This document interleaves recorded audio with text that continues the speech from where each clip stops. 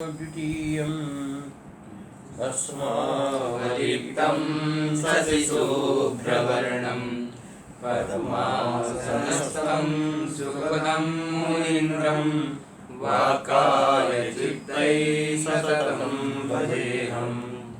गुरुर्ब्रह्मा गुरुर्विष्णु गुरुर्देवो महेश्वरः गुरुर्साक्षात् परं ब्रह्म तस्मै श्री गुरवे नमः।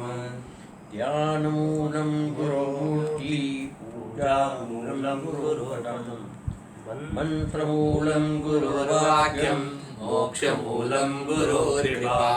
ओम नमश्चंडिकाय ओम परमात्मने नमः।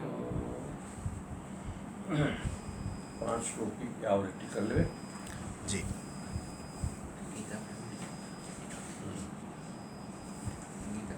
पच्चीस श्लोक।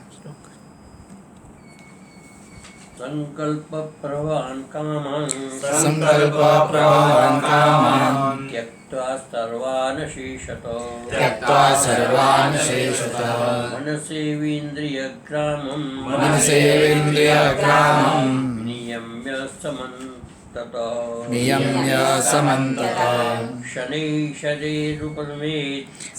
शनैः बुद्ध्या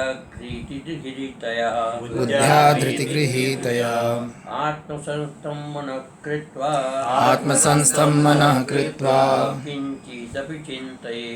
किञ्चिदपि चिन्तयेत् यतो यतो निश्चरति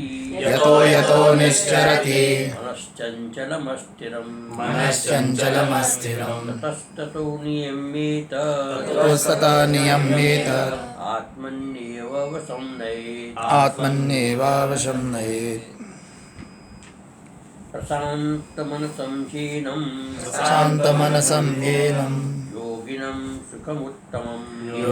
सुखमुत्तमम् उपैति शान्तरजसं ब्रह्मभूतमकल्मषम्।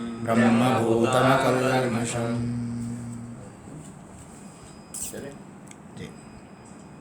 तो कल अपने यहाँ पर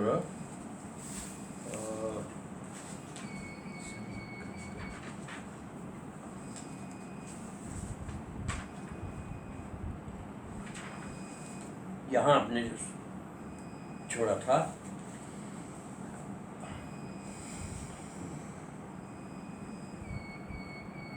आजीकर त्वं लक्ष्य शुद्ध आत्मा साक्षात्कृतो। त्वं पद का यहाँ पर विश्लेषण हुआ था। इसमें आगे थे शुद्धि चिदेकरसे प्रत्येगात्मानि जड़ शक्ति रूपम अनिर्वाच्यम अव्यक्तम प्रकृतिन उपाधि। शुद्ध ब्रह्म जो है चिदरिक्रश प्रत्येक आत्मा में जड़ शक्ति रूप अनिर्वाच्य अव्यक्त जो है वो उसमें प्रकृति उपाधि है। अर्थात चित्त विशुद्ध परमात्मा में विशुद्ध चित्त प्रत्येक आत्मा में जो उपाधि लग जाती प्रकृति तो फिर इसको औपाधिक पौरुष कहते हैं। साच प्रथम सामान्य अहंकार रूपम महत्वतम। अब वो क्या होता है कि सबसे पहले वो जो सोपाधिक ब्रह्म है सर्वप्रथम सामान्य अहंकारम महत्तत्वम नाम चित्वा सामान्य अहंकार रूप महत्तत्व का नाम धारण करते हुए व्यक्ति भवती मैंने व्यक्त होता है। अर्थात सर्वप्रथम उससे जो है अव्यक्त की उत्पत्ति होती है। ततो बहिर विशेष अहंकार उसके बाद जो उसकी प्रत्यक्ष रूप यानी कि स्थूल रूप में अहंकार की उत्पत्ति होती है। पहले अव्यक्त अव्याकृत अव्यक्त की उत्पत्ति उसके बाद व्यक्त प्रकृति की उत्पत्ति। ततो बहिर मनोरूपेण उसके बाद अहंकार से मन रूपी मन की उत्पत्ति होती है। ततो बहिर उसके बाहर जो है जाकर के इंद्रियों की उत्पत्ति होती है। ये जो क्रम है कठोपनिषद में विस्तार से बताया है। इसमें इस रूप में है इंद्रियाणि पराण्याहुर इंद्रियभिः परम। मनसस्तु मनसस्तु परा बुद्धि बुद्धिरात्मा महान पर महत्व परम अव्यक्तम अव्यक्तात् पुरुषः पर पुरुषात् न परम किंचित साकाष्ठा परांगति। ये क्रम है, लय का भी क्रम है। जैसे पराकाष्ठा जो अत्यंत अंतिम सीमा है आत्मा की, उस पुरुष से पहले अव्यक्त पुरुष अव्यक्त प्रकृति उत्पन्न होती है। उस अव्यक्त से महत् तत्व की उत्पत्ति होती है, महत् तत्व से बुद्धि की उत्पत्ति होती है, बुद्धि से मन की उत्पत्ति होती है और मन से इंद्रियों की उत्पत्ति होती है। तो इस प्रकार क्रम से उत्पत्ति होती है। लेकिन क्या होता है कि पर का मतलब उसके नीचे इंद्रियाणि पर्याणि, इंद्र से परे मन है, मन से परे बुद्धि है, बुद्धि से परे महान है, मैंने महत्तत्व है, महत्तत्व से परे अव्यक्त है। और अव्यक्त दो प्रकार का, एक अव्यक्त है, एक अव्याकृत अव्यक्त, एक व्याकृत अव्यक्त है, एक अव्याकृत अव्यक्त है। और अव्यक्त जो है उसके पर पुरुष है, और वो पुरुष जो है पराकाष्ठा यानी कि अंतिम सीमा है, उससे बड़े कोई नहीं, उससे आगे कुछ भी नहीं। तो अंतिम जो है आत्मा है, वो आत्मा से ही सारी प्रपंच की एक प्रकार से उत्पत्ति होती है। प्रकृति से युक्त व्यक्ति परमात्मा है, उससे सारे संसार की उत्पत्ति होती है। स्वामी जी, सांख्य दर्शन में महत् तत्व शब्द नहीं आया, वहाँ चित्त शब्द आया, तो क्या चित्त को ही महत्वत्व कहेंगे? सूत्र रख लेंगे। अच्छा, अब जो मैं कहना चाहता हूँ उसमें कि प्रकृति पुरुष यानी कि सारा जगत उत्पन्न होता है। अब उत्पन्न होकर के उसको बाध करना होता है, क्योंकि ये देखने में आता है कि परमात्मा से सारी सृष्टि की उत्पत्ति हुई, प्रकृति ने सारी सृष्टि को उत्पत्ति की, लेकिन उत्पत्ति के बाद उसको बाध करना है। जीव का काम है इस प्रकृति का बाध करना। मन जो है ये सारे संसार को ऐसे एक प्रकार से विभाजित करता है, मन सारे संसार को देखता है, मन सारे संसार को बनाता है। तो धीरे धीरे इंद्रियों को मन में, मन को बुद्धि में, बुद्धि को महत् में, महत् को अहंकार में, इस प्रकार से लय करते हुए आत्मा तक उसको लय में स्थापित करना है। ये बात जो है यहाँ पर इसमें बताई गई। ये योगाभ्यास से करना, ज्ञान से।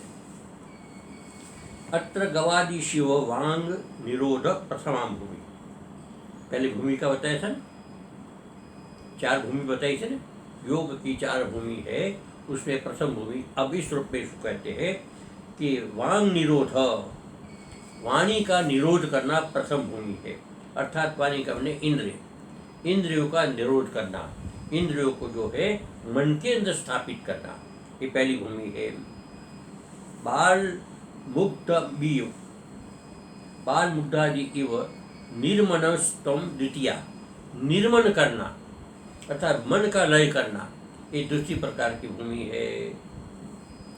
तंद्रादि इव अहंकार राहित्यम, अहंकार को रहित करना अर्थात अहंकार का लीन करना, ये तृतीय प्रकार की भूमि है। और सुषुप्ति इव महत्त्व राहित्यम, जिस प्रकार से सुषुप्ति में सब कुछ लीन हो जाता है, उसी प्रकार से महत्त्व का लीन करता है आत्मा में, महत्त्व का आत्मा में लीन करे, ये चतुर्थ भूमिका है। तो इस प्रकार से भूमिक क्रम से धीरे धीरे लय को प्राप्त होते हुए आत्मा तक इसको सबको इसके अंतर्गत लीन करना। तदेतद भूमि चतुष्टयम अपेक्ष्य, ये 4 प्रकार की भूमि को ध्यान में रखते हुए शनि शरीर उपरमेद, शनि शरीर धीरे धीरे जो उपरमेद मैंने ऊपर उठ जाता है। यद्यपि महत्त्व शांतात्मा मध्ये महत्त्वादानम अव्याकृतमाख्यम तत्व, ये जो उसमें बताया था, इसमें महत्त्व और आत्मा के बीच में एक अव्याकृत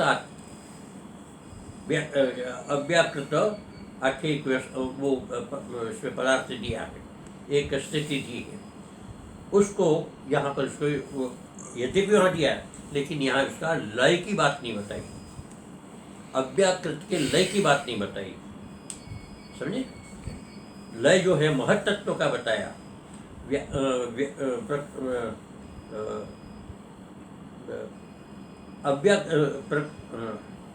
अव्याकृताख्यम, अव्याकृत का लय का बात नहीं बताई यहाँ पर। इसलिए कहते हैं कि तथापि तत्र महत्तत्व से निमनम, महत्तत्व का जो नियमन करना है उसका लय करना, न अभ्यदय वहाँ बताया नहीं गया है, उसमें महत्तत्व का लय वहाँ पर नहीं बताया गया। क्यों कि सुषुप्ति स्वरूप प्रलय प्रसंगात, यदि ऐसा करेंगे महत्तत्व का लय करेंगे तो सुषुप्ति जैसी अवस्था आत्मा की हो जाएगी। अर्थात सुषुप्ति में अंतःकरण लीन हो जाता है, सुषुप्ति में चित्त लीन हो जाता है, उसी प्रकार से महत्तत्व के लिए उन्होंने पर जो जीवात्मा उसका भी लीन, वैसे जीवात्मा भी लीन हो जाएगा, जीवात्मा का भी अस्तित्व समाप्त हो जाएगा। इसलिए कहते यहाँ पर फिर तस्य च कर्म क्षय। और जीवात्मा का लय कब होता है? जीवात्मा उसमें लय हो जाता है ऐसा कहते हैं, लेकिन जीवात्मा का लय कब होता है? तो कहते हैं वहाँ पर उसको लय करने की जरूरत नहीं है, उसका लय होता है कर्म क्षय सती। जब कर्म का क्षय होता है, पुरुष प्रयत्नांतरेण, पुरुष के प्रयत्न की आवश्यकता नहीं है ना, पुरुष के यानी कि मनुष्य के उसके लिए करने के, इसमें एक बड़ा आया है चित्त प्रतिपिका में कि फलव्याप्यत्वमेवास्य शास्त्र कृपा निवारितम ब्रह्मण्य ज्ञान नाशाय वृत्ति व्याप्ति अपेक्षता। कहते परमात्मा की प्राप्ति किसी भी कर्म का फल नहीं है। फल व्याप्यत्वमेवास्य शास्त्र कृपा निवारितम ब्रह्मण्य ज्ञानाशय, ब्रह्म संबंधी अज्ञान के नाश के लिए वृत्ति व्याप्ति अपेक्षता, ऐसी वृत्ति की अपेक्षता है जो वृत्ति अंतिम चरम वृत्ति होगी जो सारे ज्ञान को नष्ट कर देगी। उसी प्रकार से यहाँ पर जो है सूक्ष्मया कर्मक्षय सती पुरुष प्रयत्न मंत्रेण, पुरुष के प्रयत्न के बिना ही स्वतः एव सिद्धत्वात्, तो है ही है, उसके लिए कुछ करने की जरूरत, केवल आवरण को दूर करने की जरूरत है, केवल अविद्या को दूर करने की जरूरत है। तो दर्शन, क्यों कि दर्शन अनुपयोगित्वात्, वो दर्शन में अनुपयोगी है, साक्षात्कार में ये महत्व वगैरह जो है ना वो अनुपयोगी, इसलिए उसके यहाँ पर इसका चर्चा नहीं किया। क्योंकि कहा भी है दृश्यते तद्गदया बुद्ध्या सूक्ष्म सूक्ष्मदर्शी, कहते वो वस्तु जो है परमात्मा जो है वो अग्रया बुद्धिया दृश्यते, अग्रया बुद्धि तीक्ष्ण बुद्धि से उस परमात्मा का साक्षात होता है। इसमें किसी साधन की अपेक्षा नहीं है, किसी कर्म की अपेक्षा नहीं है। आगे थोड़ा इसका स्पष्ट करें। इति पूर्व अभिध्यायी सूक्ष्मत्व सिद्धे, पूर्व अभिध्याय पहले बताया गया है कि सूक्ष्मत्व की सिद्धि के लिए निरुपाधि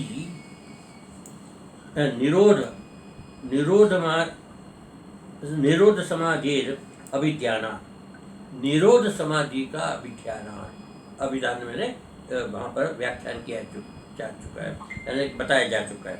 तो निरोध समाधि की आवश्यकता है, निरोध समाधि होती है अर्थात सब प्रकार की वृत्तियों का निरोध होता है, तो साक्षात अपने आप होता है, ये भी बात है समाधि। सच तत्व दिदृक्षोर दर्शना साधनत्वेन दृष्ट तत्व से च जीवन मुक्ति रूप क्लेश क्षयापेक्षिता।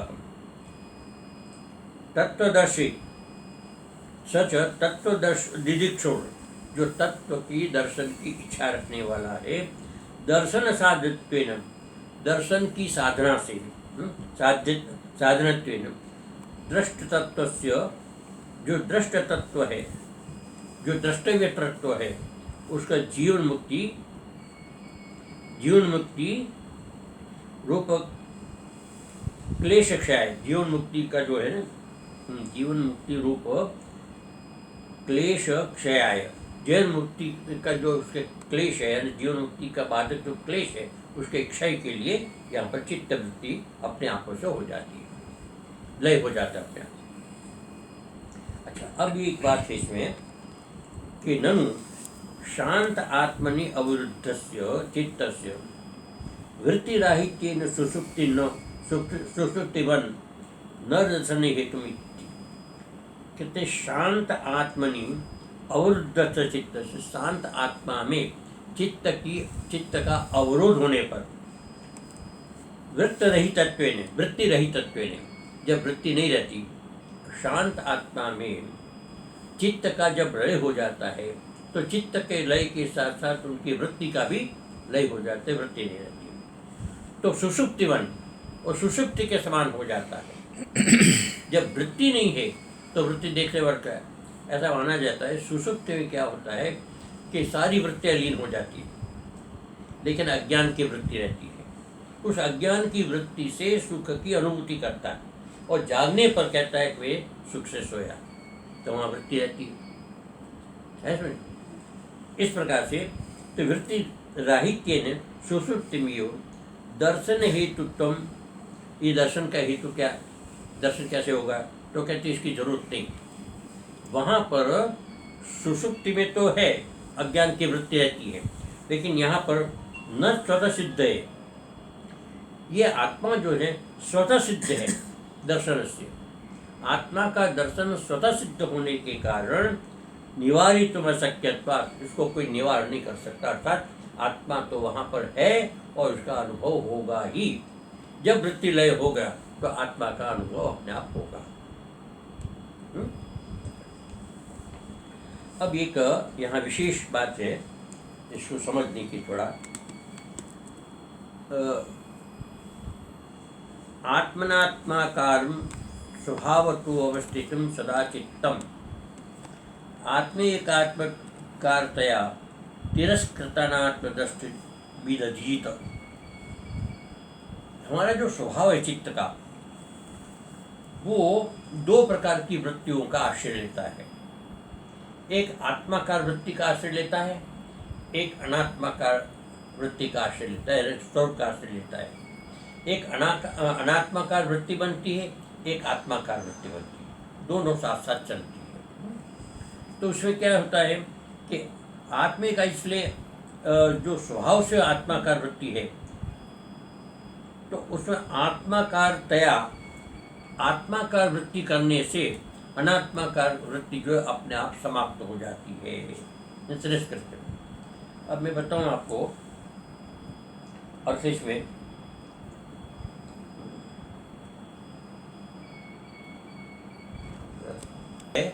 सदा आत्माकार और अनात्माकार रहता है। तो आत्माकार तो सदा प्राप्त होने के से विजय से, किंतु उसका सदा अभिव्यक्ति के लिए तद विरोधी अनात्माकार भाव। कहने का ये है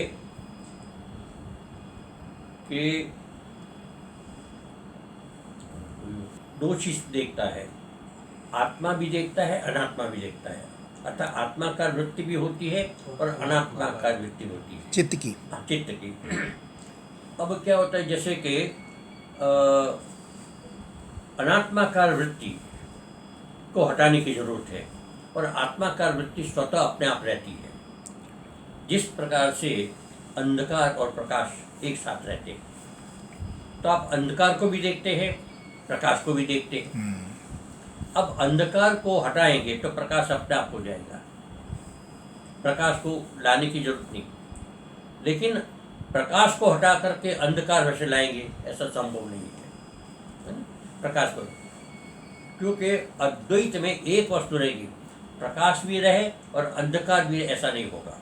क्योंकि अंधकार को मानते हैं कि प्रकाश का अभाव ही तो अंधकार है। नहीं, प्रकाश का अभाव, हाँ, प्रकाश का अभाव नहीं, प्रकाश का अभाव अंधकार है। अभाव नहीं कहेंगे। अच्छा, प्रकाश ही आवरक है ना? और अंधकार का अभाव ही प्रकाश है, यानी कि अंधकार समाप्त हो गया तो प्रकाश अपने आप रहेगा, क्योंकि प्रकाश था हाँ। पहले से। तो इस प्रकार से यहाँ पर जो है वो हमेशा रहता है, वहाँ पर किसी प्रकार का स्वाभाविक अनात्माकार सदा रहता है, चित्त अनात्माकार रहता है। इसमें आत्माकार तो सदा प्राप्त होने से, आत्माकार तो सदा प्राप्त है, अनात्माकार बाहर से आया है, तो अनात्माकार के हटाने से आत्माकार अपने आप में स्थिर हो जाता है। अब यहाँ पर उदाहरण के द्वारा बताएंगे। यथा घट उत्पद्यमाने, घट उत्पन्न होता है तो घट में सतवेद पूर्णम एवं उत्पद्यते। घट जब उत्पन्न होता है तो घट में आकाश अपने आप आ जाता है, खिलाना पड़ता है, अपने आप आ जाता है। घट में आकाश अपने आप आ जाता है, और जब घट तैयार हो जाता है उस समय व्यक्ति क्या करता है, उसके अंदर जल भरता है, तिल भरता है, या तांडुल भरता है, जो भी है वो भर देता है। तंडुले घटे पश्चात पुरुष प्रयत्न न भवति, पुरुष के प्रयत्न से इसके अंदर घट में ये तंडुल इत्यादि भरा जाता है, लेकिन आकाश तो है नहीं इसके अंदर विद्यमान।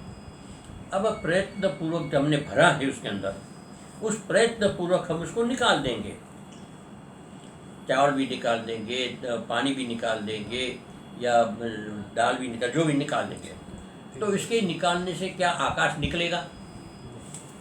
आकाश नहीं निकलेगा, आकाश तो है वही। उसी प्रकार से जगत के अंदर परमात्मा जो है वो तो है, और परमात्मा के अंदर जो जो चीज़ हम लाए हैं प्रयत्न पूर्वक है, अपने पुरुषार्थ, अपने ज्ञान से, अपने संस्कारों से सारे जगत को हमने स्थापित कर दिया परमात्मा में। वो परमात्मा के उस निकालने से जो हमने स्थापित किया है, हमने जो अध्यास किया है, हमारा जो अज्ञान है, वो अज्ञान से उसको निकाल देते हैं, तो क्या परमात्मा निकलेगा? परमात्मा तो सहेगा।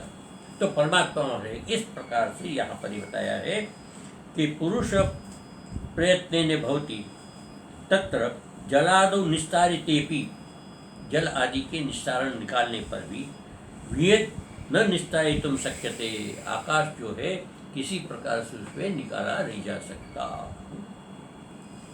मुख पिटाने भी अंतर्वर्त्य वियत अवतिष्ठतेव, और उसका घड़े का मुख बंद कर दो तो क्या होगा?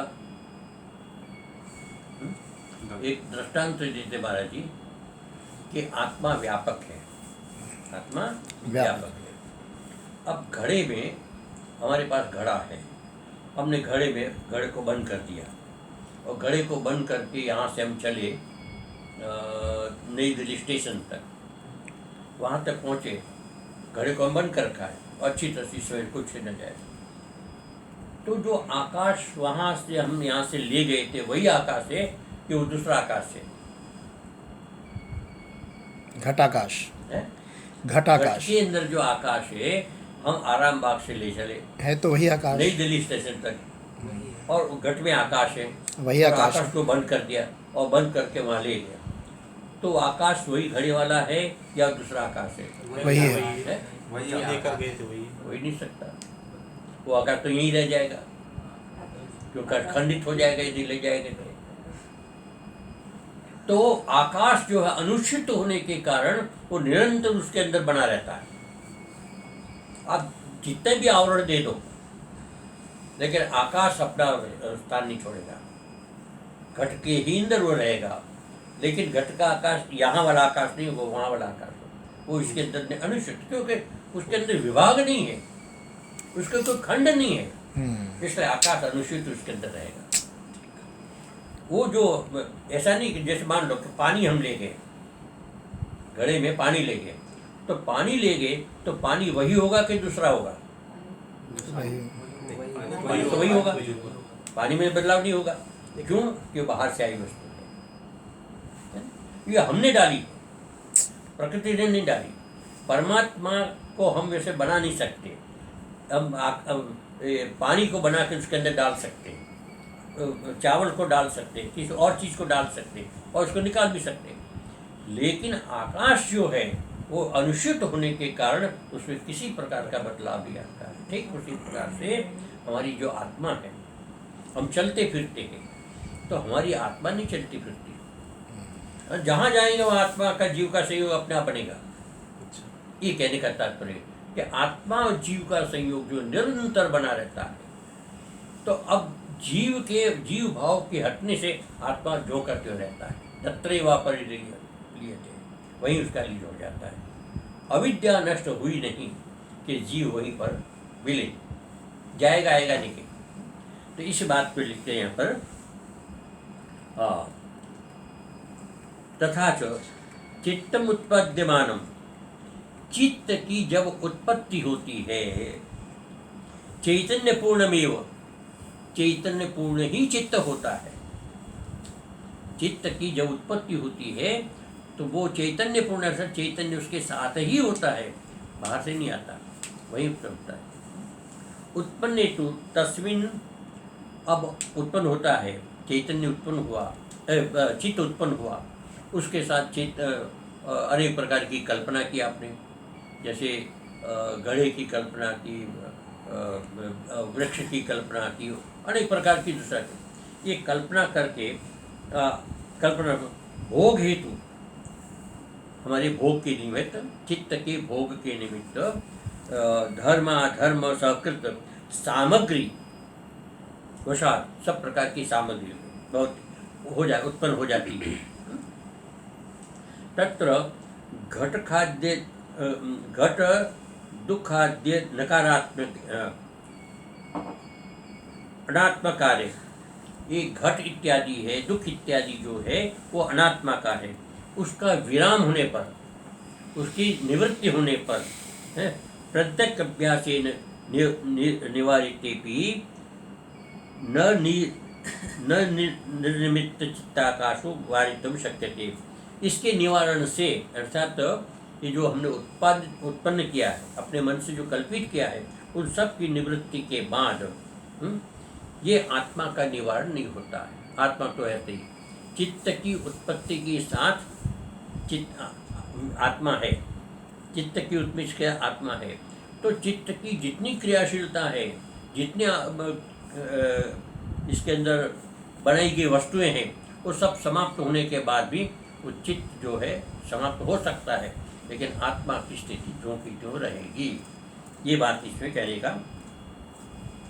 ततो विरोध समाधिना चित्त निवृत्ति के चित्तेन, विरोध समाधिना, निरोध समाधि, जब निरोध समाधि होती है अर्थात सब प्रकार की चित्त की वृत्तियों का निरोध होता है, निर्वृत्तिक चित्तेन, निर्वृत्तिक चित्त की वृत्ति के अभाव से संस्कार मात्र शेषतया, संस्कार मात्र अशेष संपूर्ण संस्कार जो है अति सूक्ष्मत्वेन, अत्यंत सूक्ष्म निरुपाधिक चिदात्मा मात्र अभिमुख, तो चिदात्मा मात्र के अभिमुख होता है। अर्थात निरुपाधिक चित्त जो है, निरुपाधिक आत्मा, प्रत्येक आत्मा, उसके अभिमुख होने से केवल और केवल वही एकमात्र दिखाई देता है, चित्त वृत्ति बिना, चित्त वृत्ति के बिना। अब चित्त वृत्ति नहीं, लेकिन शेष तो वही रह जाता है, वही रहता है। तो वो जो है चित्त लीन होकर के उसी आत्मा को ही देखता है, अन्यत्र किसी को नहीं देखता है, अन्य कुछ है ही नहीं, तो एक है। तदेवाह आत्मसंतम मन कृत्वा न किंचित विचिंतये, ये जो इसमें कहा था ना श्लोक के अंत में,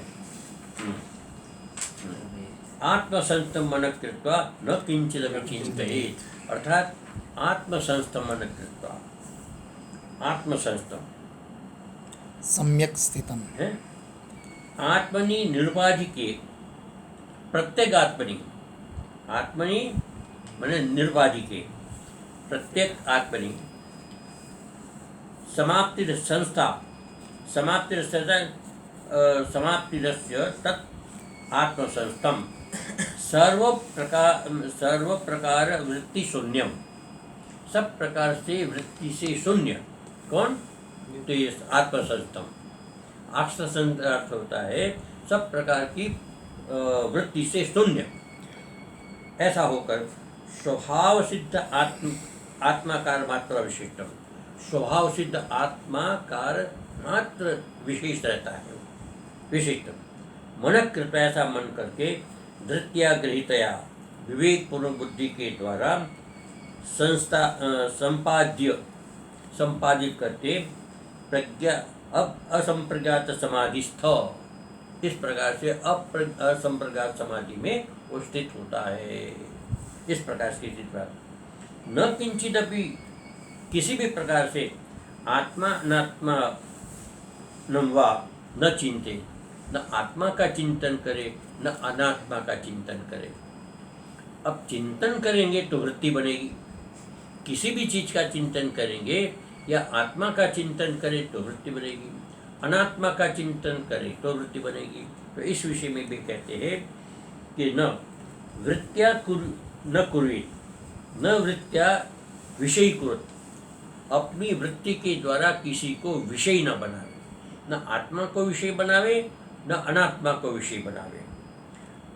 अनात्माकार वृत्तौ तो वित्थानमेव स्यात्, यदि आपने अनात्माकार वृत्ति बनाई, अच्छा जड़ संबंधी वृत्ति बनाई, तो आपका वित्थान हो जाएगा, समाधि से उत्थान हो जाएगा, विचलित हो जाएंगे। और आत्माकार वृत्तौ, यदि आपने आत्माकार वृत्ति बनाई तो संप्रज्ञात समाधि, आपकी संप्रज्ञात समाधि हो जाएगी। तो संप्रज्ञात समाधि में ध्याता ध्यानते तीनों का भान होता है, तो वृत्त्यात्मक। तो असंप्रज्ञात समाधि नष्ट हो जाएगी। तो असंप्रज्ञात समाधि का स्थायित्व के लिए कामपि चित्त वृत्ति नोत्पादे, किसी भी प्रकार की चित्त वृत्ति का उत्पादन न करे, अर्थात किसी भी प्रकार की चित्त की वृत्ति का उत्पादन नहीं होना चाहिए। ये यहाँ पर शुरू से बताया। ठीक, स्वामी जी, जो अनात्म तत्व है, मतलब सूर्य है, अग्नि है, जल, कोई भी अनात्म प्रकृति, मतलब उसका तो हम चिंतन कर सकते हैं, पर आप थोड़ा से और समझाइए कि आत्मा का चिंतन कैसे हो सकता है? आत्मा के गुणों का होता है या किसका होता है? आत्मा गुण, देखो आत्मा का कोई चिंतन नहीं, वृत्तियों का लय करने की बात है, केवल जो है शेष रह जाएगा। ये जो क्रम बताया इसमें कि आपको चिंतन जो विषय का होगा, जब भी चिंतन होगा, चाहे दिव्य विषय हो चाहे लौकिक विषय हो, उसका चिंतन होगा, और चिंतन होगा तो उसकी वृत्ति होगी, और वृत्ति ही समझो कि परमात्मा के साक्षात्कार में बाधक है। तो वृत्ति को निवृत्त करने के लिए अलग अलग प्रकार की वृत्तियाँ होती हैं। तो एक प्रकार से जैसे इंद्रिय वृत्ति है, तो इंद्रियों के माध्यम से बाहर के विषयों को देखते हैं, तो वृत्ति की निवृत्ति कर लिया तो सारा जगत समाप्त हो गया एक प्रकार से।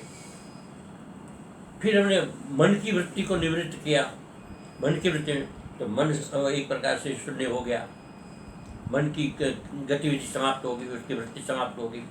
फिर मन को लय किया बुद्धि में, और बुद्धि की वृत्ति, बुद्धि वृत्ति से समझो वहाँ जो भी विषय है वो विषय का चिंतन करेगी बुद्धि, तो वहाँ पर बुद्धि को भी लय करना है, बुद्धि को भी एक प्रकार महत्त्व स्थापित करना है, महत्त्व को अहंकार में स्थापित करना है, अहंकार को प्रकृति में स्थापित करना, परमात्मा में स्थापित करना। तो ये सारी वृत्तियाँ जो समाप्त हो जाएगी तो शेष क्या बचेगा? शेष क्या बचेगा? आत्मा बचेगा। तो वो जो चित्त है